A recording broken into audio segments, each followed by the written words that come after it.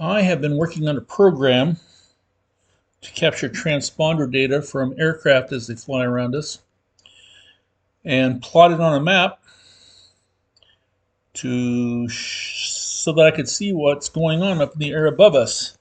Now, I wanted to not only plot it out on a map, but I wanted to be able to explore it in 3D. And I was trying to describe that to a friend recently, and I was having a hard time, so I just thought I would make a little video showing what I'm doing. This is a map of Puget Sound, the Puget Sound area where we live. Those that are familiar with the Pacific Northwest will probably recognize things in this map. This is Vancouver Island, British Columbia. Um, Seattle's about here on Puget Sound. This is the Olympic Peninsula. Vancouver, British Columbia is up here. I have labeled some of the airports in the area. YVR is Vancouver International Airport, which is the second busiest airport in Canada. If we come down below here, I'm going to do something. I'm going to tip up this map. I'm going to actually flatten it out and bring it up, and so that you can see some of the airports down south here. There's Seattle, SeaTac, Boeing Field, which is the original Boeing manufacturing site. Payne Field is where Boeing builds its big wide body aircraft. Got some other airports, Whidbey Island Naval Air Station right there, and stuff. And we live right about here where my arrow is. In fact, I can show you where we live. We live right there at the blue crosshairs, and have the airports around us. And I have this map so I can tilt it up and rotate it around and look at it in 3 dimensions. So why would I do that? Because I want to be able to show the airplanes as they're flying around us. I want to see what they're doing. I not only want to see what they're doing as far as their latitude and longitude, but I want to see what they're doing in 3 dimensions. I want to be able to rotate this up, rotate it around, be able to see where they're going, where they're coming from. Most of the aircraft that you see here are aircraft going in and out of Vancouver International Airport.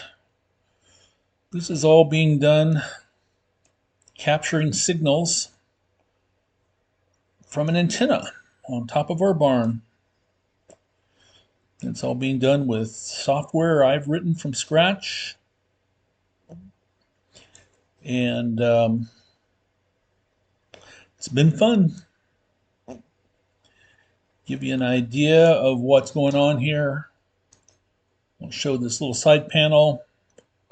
These are the individual messages as I'm capturing them from the various aircraft here. And this is the data as I'm consolidating it into which aircraft the data is coming from. Each line represents an aircraft that I'm showing on here. When the data is received, the particular data packets are flashing up here. If it's flashing in blue, it means that I received an update for that data, but the value didn't change. And if it's in green, it means I received an update for that data and the value actually changed. So you can see that being done dynamically here as it's coming in. Let's see. But I think it's kind of cool to look at the various aircraft as they're coming in.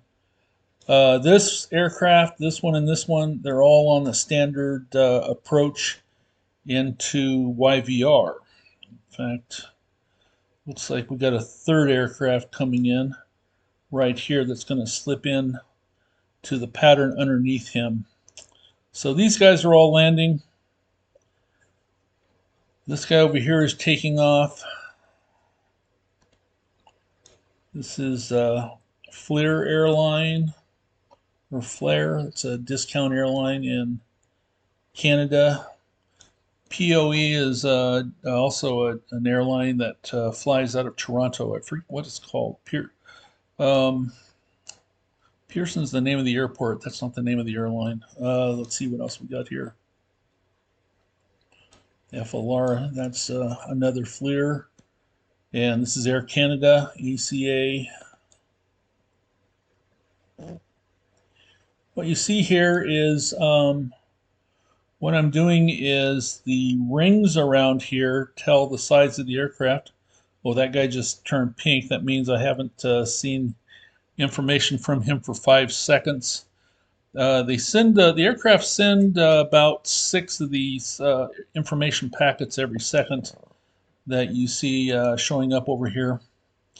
Well, we've got a few more aircraft that have entered the airspace. I can only capture some of them. By design, they actually have lots of collisions, and so I don't get all 6 for every aircraft. But the idea is they send the information redundantly over and over and over again, and even when you miss a few, eventually they come back. Okay, this guy's turned red right here. That means I haven't seen any information from him for 20 seconds, and after 30 seconds, I drop him from the map. So anyway, okay, let's see what else is going on, because I think there's some aircraft that probably are off our map here. No, I guess it's just what's on the map. This is somebody cruising along at high altitude. Well, look, it just got one here. So these rings here are 10 nautical miles protruding from our house. So there's 10, 20, 30, 40 nautical miles. So this guy out here is about 90 nautical miles, and I'm actually hearing his transponder. From our house, we actually have hills to the north of us here, and I have a thick forest of trees to the south of us. So I tend to do things a little better. I can see pretty well up to the east-northeast. That's why you're seeing all these guys. And I can see pretty well to the west. So I see aircraft that are coming out of Alaska, flying south pretty well. And let's see what these two guys are.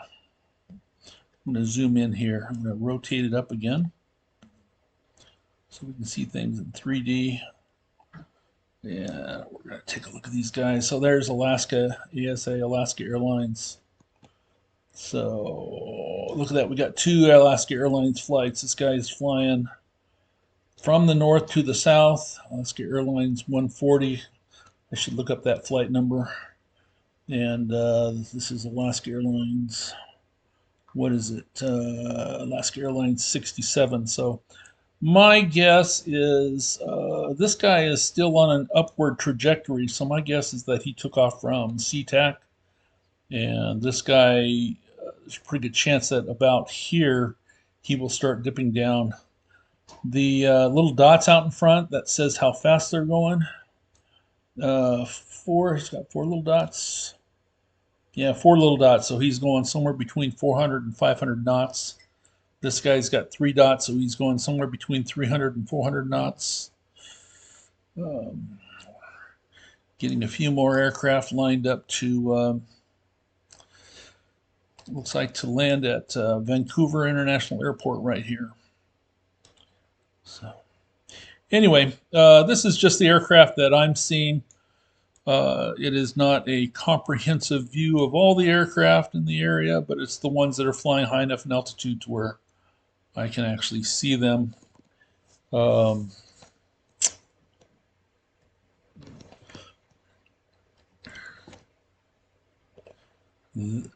Just for information's sake, this is the antenna on my barn that I'm picking them up from.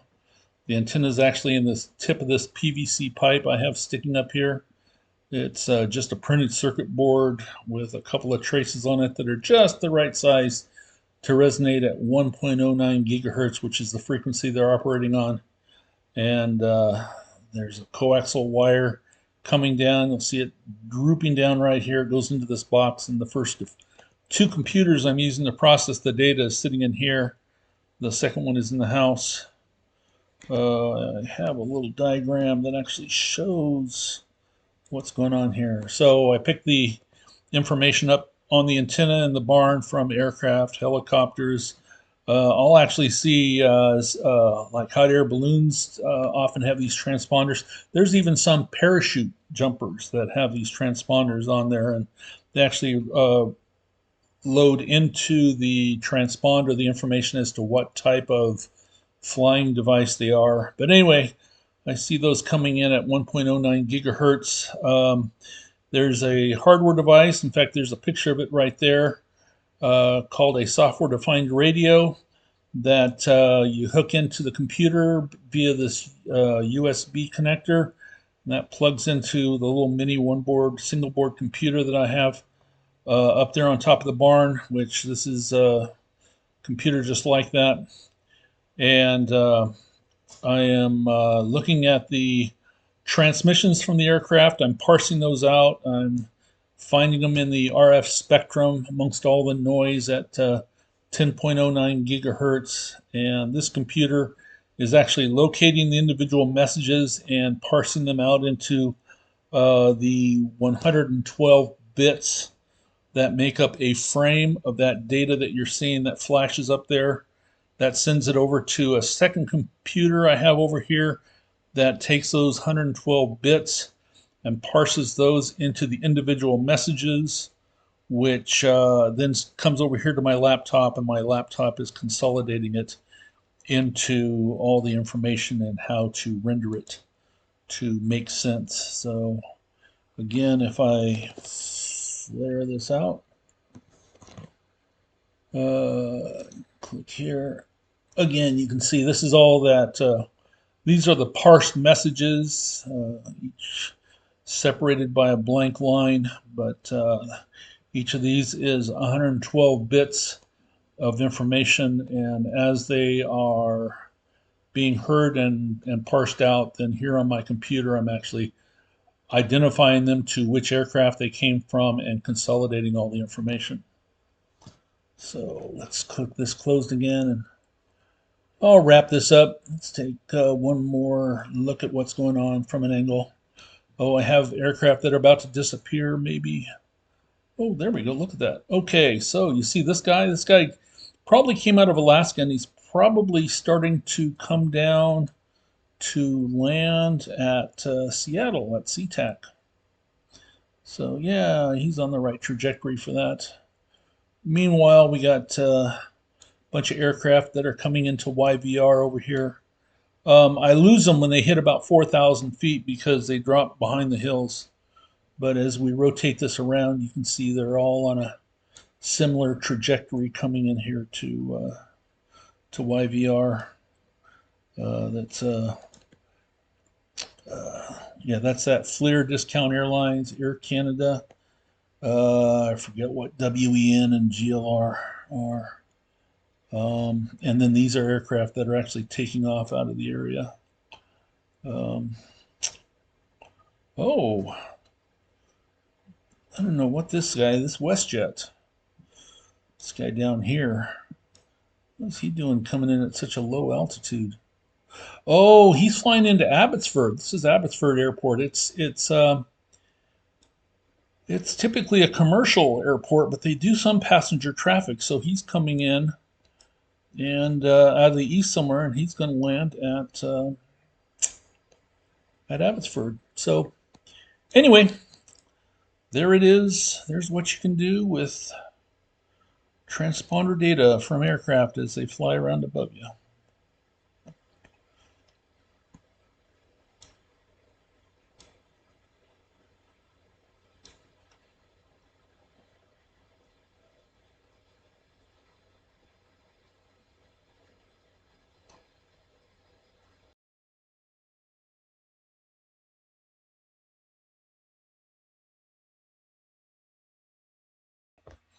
Thought I'd close with a shot of the computer that's running up on the roof of the barn. This is the computer that has the software-defined radio, the RF dongle, plugged into one of the USB ports to which the antenna coax is attached. This computer receives 2 million samples per second of of RF data, and those samples are 8-bit samples. So they go positive 128 to negative 127 and indicate relative signal strength of the current RF environment at the 1.09 megahertz frequency. So the program is actually looking for the preamble. There's an 8-second or 8 microsecond preamble in front of every ADSB message that has the carrier, the frequency carrier turned on and off in a given pattern. And that's what we're actually showing over here on the right-hand side. Every time a valid packet is detected.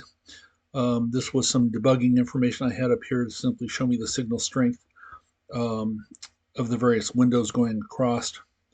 And once I find a preamble, the program goes through and it follows for the next 112 microseconds to see if it appears to be a valid data stream consisting of 112 bits. The bits are set at a rate of 1 bit per microsecond, so 1 million bits per second. And each one of those windows ought to have either the carrier wave turned on for half a microsecond and then off for half a microsecond, or it should be just the opposite, off for half a microsecond, on for half a microsecond. If it's on during the first half of the microsecond, it is a 0. If it is on during the last half of the microsecond, it's a 1.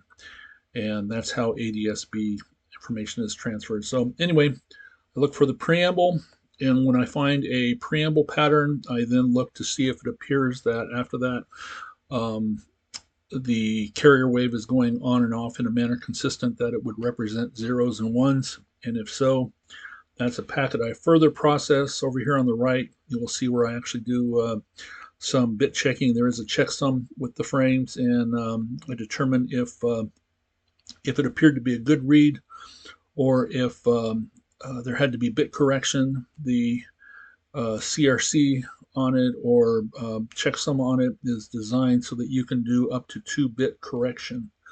And so if necessary, I will do the bit correction. And from there, all of the 112 bit packets, or actually you'll see shorter packets in here also. Those are 56 bit packets, half the length. I'm actually capturing all S-mode messages, and S-mode messages consist of both 56 and 112-bit packets.